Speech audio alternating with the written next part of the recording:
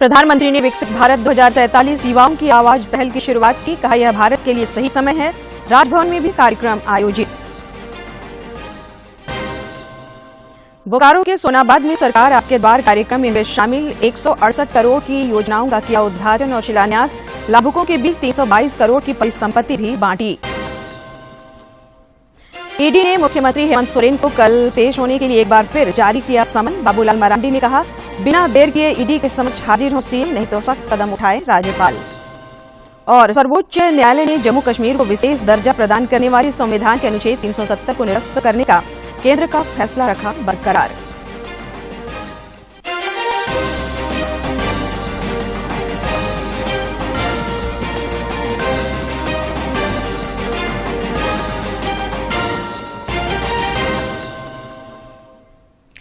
नमस्कार, खबरें झारखंड में आपका स्वागत है। मैं हूं संध्या दिमता और अब समाचार विस्तार से। प्रधानमंत्री नरेंद्र मोदी ने कहा है कि भारत के लिए यह सही समय है जब युवाओं को विकसित भारत बनाने के लिए इस अमृतकाल का प्रयोग अवश्य करना चाहिए। विकसित भारत 2047 युवाओं की आवाज पहल का वीडियो कॉन्फ्रेंस के माध्यम से शुभारंभ करते हुए श्री मोदी ने कहा कि भारत के इतिहास में यही वह अवधि है जब देश एक बड़ी छलांग लगाने जा रहा है। विश्वविद्यालय के तौर पर आप ये सोचें कि ऐसा क्या करें कि भारत तेजी से विकसित बने। आप जिस क्षेत्र में हैं वहां ऐसा क्या हो, किस तरह हो कि भारत विकसित बनने के अपने मार्ग में तेजी से आगे बढ़े। साथियों, आप जिन एजुकेशन इंस्टीट्यूट को रिप्रेजेंट करते हैं वहां आपको देश की युवा ऊर्जा को इस एक लक्ष्य के लिए चैनलाइज करना है। आपके संस्थानों में आने वाला हर युवा कुछ न कुछ विशेषताओं के साथ आता है। उसके विचारों को चाहे वो कितने भी विविध क्यों न हो, उन सबको विकसित भारत के निर्माण की धारा से जोड़ना है। इस कार्यक्रम में राज्यपाल सीपी राधाकृष्णन ने शिक्षाविदों के साथ वीडियो कॉन्फ्रेंसिंग के माध्यम से भाग लिया। राजभवन में आयोजित कार्यक्रम में राज्य के विभिन्न विश्वविद्यालयों के कुलपति, शैक्षणिक संस्थानों के प्रमुख, शिक्षाविद एवं अन्य गणमान्य व्यक्ति उपस्थित थे। मौके पर राज्यपाल ने कहा कि विकसित भारत के लक्ष्य को पूरा करने के लिए हम सभी को कड़ी मेहनत करने की आवश्यकता है। Prime Minister got a lot of vision. That's why he has got the 76% support as a global leader today. And he wants India to progress, and he is very much optimistic that we will soon become the third biggest economy of the world. This is India's Amrit Kaal. India has been transformed on many fronts. And with this vision of Viksit Bharat 2047, we will be accelerating our pace of development. A massive expansion of infrastructure has been done under schemes like Samagra Shiksha. Now we have more universities, IITs, IIMs, and medical. We all know AIIMS being opened up everywhere. Even in our charter, we are having AIIMS and the nursing colleges. इस अवसर पर आयोजित बृहद कार्यशाला में IIM Ranchi के निदेशक doctor Deepak Shrivastava, Jharkhand University of Technology के कुलपति प्रोफेसर डीके सिन्हा, रांची विश्वविद्यालय के कुलपति डॉक्टर अजीत कुमार सिन्हा, डॉक्टर श्यामा प्रसाद मुखर्जी के कुलपति डॉक्टर तपन कुमार शांडिल्य समेत कई शिक्षाविदों ने विकसित भारत @2047 पर अपने विचार प्रकट किए।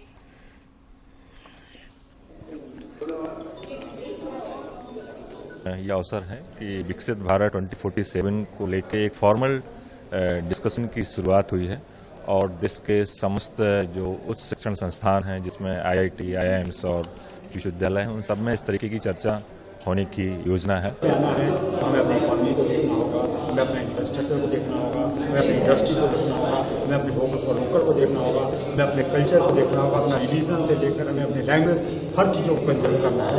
भारत का 100 वर्ष 2047 में होने जा रहा है, तो ये जो शेष समय बच गया है इसमें प्रधानमंत्री के अपने मिशन और विजन को भी दिखाया प्रस्तुत किया कि अब जो बचा हुआ समय है उसमें हम युवाओं का भूमिका को थोड़ा निखारें।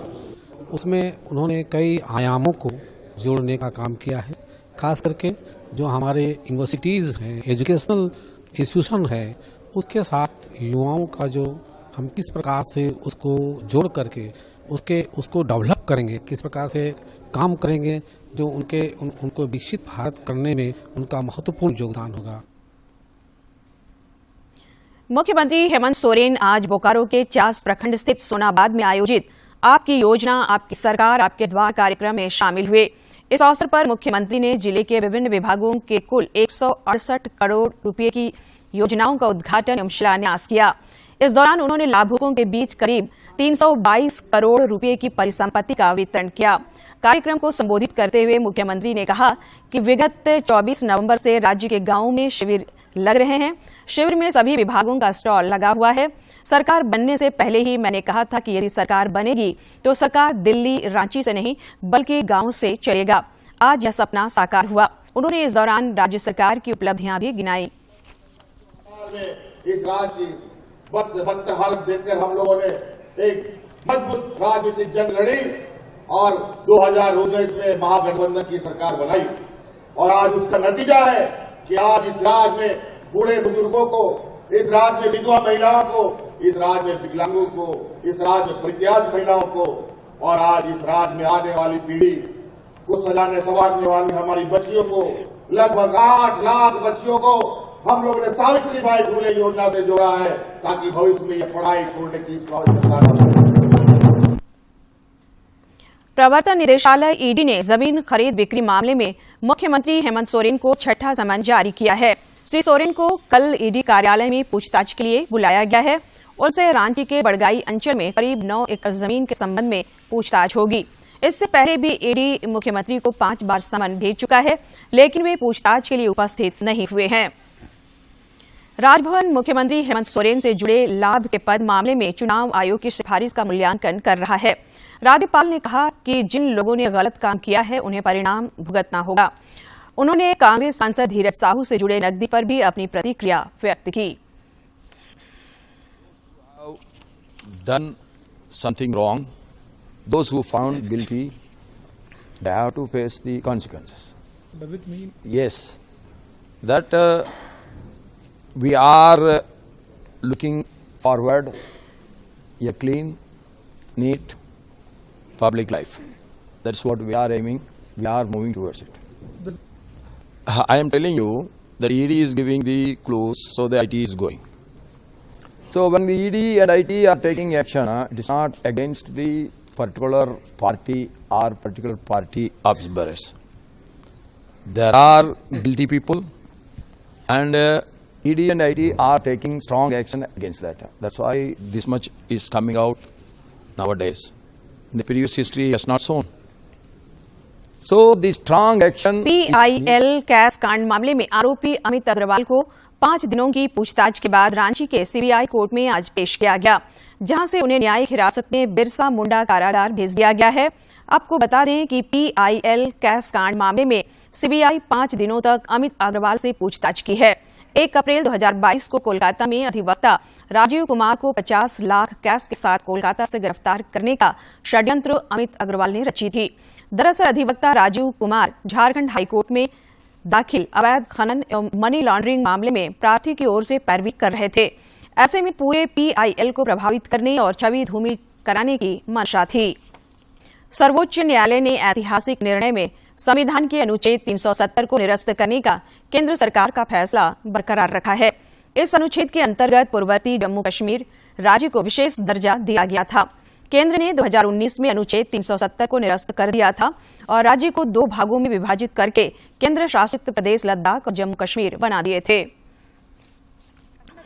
शक्तियों का दुरुपयोग हुआ है उसको भी सिरे से खारिज किया है CJI ने। इसलिए अनुच्छेद 370 पर यह सुप्रीम कोर्ट का बड़ा फैसला है और खास तौर पर जिस ऑटोनॉमस कैरेक्टर की बात लगातार की जा रही थी उस पर भी सुप्रीम कोर्ट का यह कहना है कि जम्मू कश्मीर भारत का अभिन्न अंग है और ये जो अनुच्छेद 370 हटाने का फैसला लिया गया था ये बिल्कुल ठीक था। और सीजीआई ने यह भी कहा कि यह मानना प्रासंगिक नहीं है कि इस वक्त कि जिस तरह से इस 370 को हटाने की जिस वैधता को लेकर बहस की जा रही है, यहाँ पर एक चीज समझने के बारे में लगातार जिस तरह से विकास भी बता रहे थे कि दो अहम बातें जब इस फैसले को पढ़ा गया, उसमें पहली बात ये थी कि आर्टिकल यानी कि अनुच्छेद 370 को इसलिए इंट्रोड्यूस किया गया था क्योंकि वो अस्थायी प्रावधान है। उस वक्त के हालातों को देखते हुए एक टेम्पररी यानी अस्थायी प्रावधान था जिस वक्त जो हालात उस राज्य में उस वक्त चल रहे थे। इसीलिए साफ तौर पर सुप्रीम कोर्ट ने अपने इस फैसले में ये बातें कही।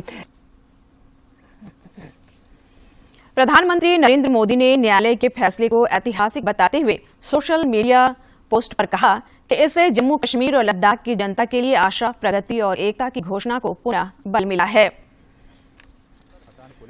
सुप्रीम कोर्ट का आज का निर्णय ऐतिहासिक है, जो 5 अगस्त 2019 को संसद में लिए गए फैसले पर संवैधानिक मुहर लगाता है। इसमें जम्मू कश्मीर और लद्दाख के हमारे भाई बहनों के लिए उम्मीद, उन्नति और एकता का एक सशक्त संदेश है। माननीय कोर्ट के इस फैसले ने हमारी राष्ट्रीय एकता के मूल भाव को और भी मजबूत किया है, जो हर भारतवासी के लिए सर्वोपरि है। मैं जम्मू कश्मीर और लद्दाख के अपने परिवारजनों को विश्वास दिलाना चाहता हूं कि आपके सपनों को पूरा करने के लिए हम हर तरह से प्रतिबद्ध हैं। हम ये सुनिश्चित करने के लिए संकल्पबद्ध हैं कि विकास का लाभ समाज के हर वर्ग तक पहुंचे। आर्टिकल 370 का दंश झेलने वाला कोई भी व्यक्ति इससे वंचित न रहे। आज का निर्णय सिर्फ एक कानूनी दस्तावेज ही नहीं है, बल्कि ये आशा की एक बड़ी किरण भी है। इसमें उज्जवल भविष्य का वादा है, साथ ही एक सशक्त और एकजुट भारत के निर्माण का हमारा सामूहिक संकल्प भी है। भारतीय जनता पार्टी के प्रदेश अध्यक्ष बाबूलाल मरांडी ने सुप्रीम कोर्ट के फैसले का स्वागत किया है। उन्होंने कहा कि देश की संसद के फैसले पर अब सुप्रीम कोर्ट ने भी मुहर लगा दी है। ईडी की ओर से मुख्यमंत्री हेमंत सोरेन को एक बार फिर से समन जारी किए जाने पर बाबूलाल मरांडी ने कहा कि उन्हें बिना देर किए ईडी के समक्ष जाना चाहिए। बाबूलाल मरांडी ने कहा कि मुख्यमंत्री हेमंत सोरेन यदि कानून का पालन नहीं करते हैं तो राज्यपाल को इस दिशा में सख्त कदम उठाना चाहिए। देश के प्रधानमंत्री नरेंद्र मोदी जी ने जो काम किया था और देश के पार्लियामेंट ने जो किया था, उस पर सुप्रीम कोर्ट ने भी मुहर लगा दी। इसलिए सुप्रीम कोर्ट के निर्णय का तहे दिल से स्वागत है और 140 करोड़ देशवासियों की जो सपना था आज पूरी तरह से वो साकार हुआ। कांग्रेस के राज्यसभा सांसद धीरज साहू की यहां से बरामद हुई नकदी को लेकर सांसद संजय सेठ ने आज लोकसभा में सवाल रखा। सांसद संजय सेठ के बोलते ही पूरे सदन में हंगामा हो गया। भाजपा के सांसद भी संजय सेठ के साथ खड़े होकर जवाब मांगने लगे। इस दौरान सांसद ने कहा कि यह मामला सिर्फ नकद बरामदगी का नहीं है, बल्कि यह मामला राष्ट्र की सुरक्षा से जुड़ा हुआ है। मेरी समझ में नहीं आता कि कहां से लोग इतना काला धन जमा कर लेते हैं। अगर इस देश से भ्रष्टाचार की कोई जड़ से खत्म कर सकता है, वह सिर्फ कांग्रेस पार्टी है। ये ट्वीट 12 अगस्त 2022 का है। ये ट्वीट है धीरज साहू का। अब कांग्रेस पार्टी जवाब दो। भ्रष्टाचार नाम नहीं बोलेंगे, नाम नहीं बोलेंगे, नाम से डिलीट कीजिएगा, नाम नहीं बोले। 500 करोड़ रुपया मैंने दे दी व्यवस्था, आप बैठ जाइए। झारखंड के नेता प्रतिपक्ष अमर कुमार बावरी नई दिल्ली के दौरे पर हैं। इस दौरान नेता प्रतिपक्ष अमर कुमार बावरी ने आज प्रधानमंत्री नरेंद्र मोदी से मुलाकात की। सिमडेगा के प्रिंस चौक में आज कांग्रेस के नए कार्यालय का उद्घाटन हुआ। कांग्रेस के प्रदेश प्रभारी अविनाश पांडे, प्रदेश अध्यक्ष राजेश ठाकुर, कार्यकारी अध्यक्ष बंधु तिर्की, सिमडेगा के विधायक भूषण बाड़ा और कोलेबिया के विधायक विक्सल कुनगाड़ी ने संयुक्त रूप से इसका उद्घाटन किया। इस अवसर पर प्रदेश प्रभारी अविनाश पांडे ने कार्यालय की तुलना मंदिर से करते हुए कहा कि इस कार्यालय के माध्यम से कार्य करते हुए कांग्रेस और अधिक मजबूती से आगे बढ़ेगी तथा जनता की आवाज को बुलंद करेगी। प्रदेश अध्यक्ष राजेश ठाकुर ने भी अपने विचार व्यक्त किए। उनके अग्रिम प्रोग्रामों को लेकर ये सभा बुलाई गई थी, मीटिंग बुलाई गई थी। मुझे खुशी है कि आने वाले दिनों में हमारी जो लोकसभा की समन्वय समिति है, उसके माध्यम से बूथ स्तर पर कार्यक्रमों का नियोजन इस बैठक में किया गया। और हम समझते हैं जो ये बैठक हुई है, निश्चित रूप से जो 3 राज्यों की बातें आ रही थी, उससे बहुत हमारे कार्यकर्ताओं का मनोबल हाई हुआ। हमारे प्रभारी जी ने इस बैठक के लिए अपना समय। राष्ट्रीय जनता दल झारखंड के 5 जिलों गढ़वा, पलामू, लातेहार, चतरा और लोहरदगा के कार्यकर्ताओं के लिए 2 दिवसीय प्रशिक्षण सत्र का आयोजन करेगी। युवा राजद के प्रदेश अध्यक्ष रंजन यादव ने रांची में कहा कि यह प्रशिक्षण शिविर बेतला में 16 और 17 दिसंबर को आयोजित होगा। प्रशिक्षण के दौरान राजद के वरिष्ठ नेता पार्टी की नीतियों और सिद्धांतों की जानकारी कार्यकर्ताओं को देंगे। मकसद है लालू प्रसाद यादव जी का सामाजिक न्याय की अवधारणा, राष्ट्रीय जनता दल का गठन का उद्देश्य, गांधी, लोहिया, अंबेडकर एवं जयप्रकाश जी का समाजवाद। अंत में मुख्य समाचार एक बार फिर। प्रधानमंत्री ने विकसित भारत 2047 युवाओं की आवाज पहल की शुरुआत की। कहा, यह भारत के लिए सही समय है। राजभवन में भी कार्यक्रम आयोजित। बोकारो के सोनाबाग में सरकार आपके द्वार कार्यक्रम में हुए शामिल। 168 करोड़ की योजनाओं का किया उद्घाटन और शिलान्यास। लाभुकों के बीच 322 करोड़ की परिसंपत्ति भी बांटी। ईडी ने मुख्यमंत्री हेमंत सोरेन को कल पेश होने के लिए एक बार फिर जारी किया समन। बाबूलाल मरांडी ने कहा कि बिना देर के ईडी के समक्ष हाजिर हो सीएम, नहीं तो सख्त कदम उठाए राज्यपाल। और सर्वोच्च